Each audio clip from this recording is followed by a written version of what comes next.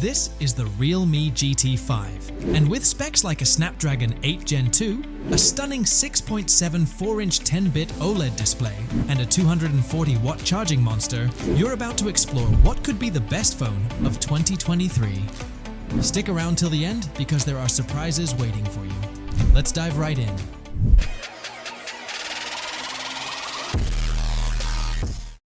Let's kick things off with the unboxing experience. Inside the box, you'll find an ejector tool, some informative booklets, a convenient soft case, a USB Type-C to Type-C cable, and the star of the show, the 240-watt Super Dart charger. When you first lay your eyes on the GT5, you'll notice that Realme took a page from Google's playbook, especially with that camera visor. It's pretty massive, and while it reminds us of Google's camera setup, it's even more substantial. But the cool part? You can set the GT5 on a surface, and it won't wobble, making it practical to use.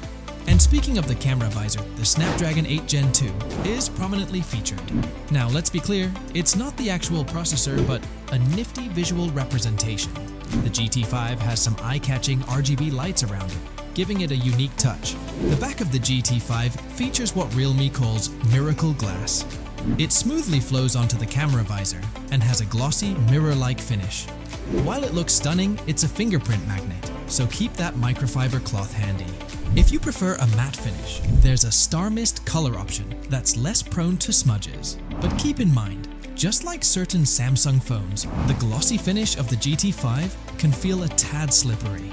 However, it's incredibly comfortable to hold, thanks to the camera visor acting as a natural finger rest.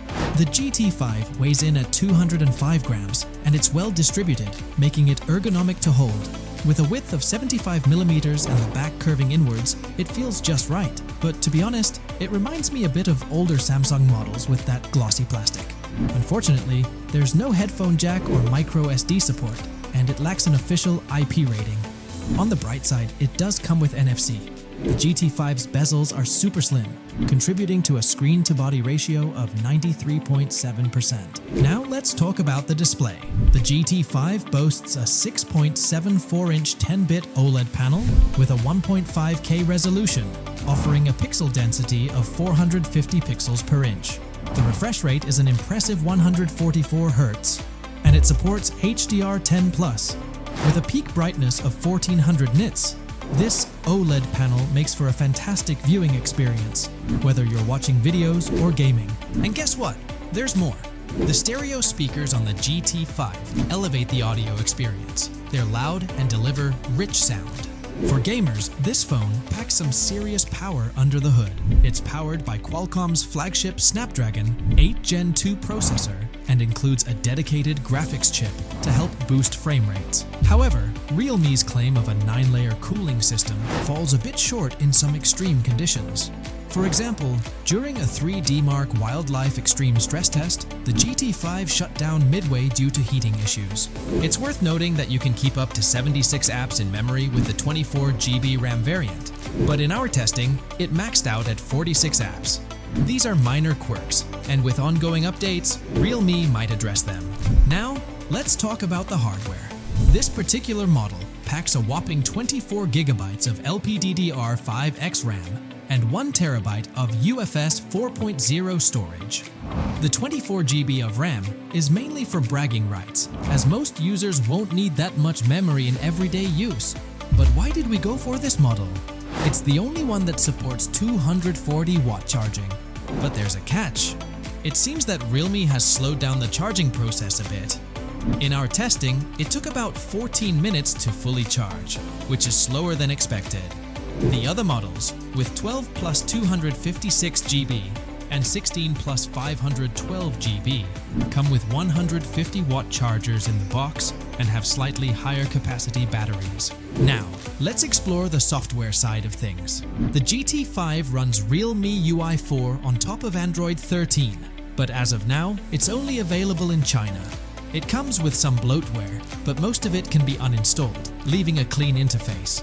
However, there are still some annoying recommendations, which is becoming standard with Realme phones these days. But Realme does bring some cool features to the table.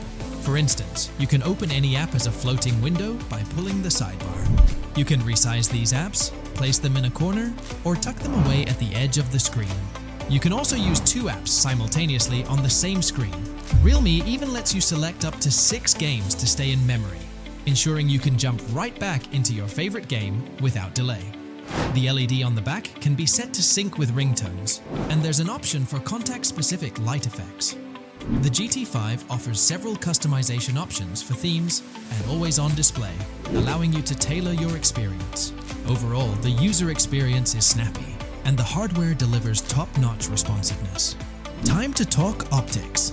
The GT5 inherits its camera setup from the GT3, and it doesn't disappoint. The primary camera features a 50-megapixel Sony IMX890 sensor with optical image stabilization and an f1.9 lens. The sensor's dynamic range, color accuracy, and low light performance are on point. Realme's processing ensures excellent results. The secondary camera is an 8-megapixel ultra-wide, but it occasionally falls short in matching colors with the primary camera. It provides brighter images but with less dynamic range. It's not bad, just average. And there's a third macro camera, which, well, it's a third macro camera. On the video front, the GT5 is limited to 4K at 60 FPS. However, the 4K 60 FPS footage is impressive. The selfie camera remains unchanged, featuring a 16-megapixel sensor that captures fantastic selfies. It records 1080p 30 FPS video. The audio pickup from the selfie camera is pretty good. And that's a wrap. We've explored the Realme GT5, an impressive smartphone with a striking design, an exceptional display, powerful hardware, intelligent software, and stellar camera performance. Could this be the best phone of 2023? Share your thoughts in the comments. And don't forget to subscribe to the Tech Critic for more exciting reviews. Thanks for tuning in, and we'll catch you in the next one.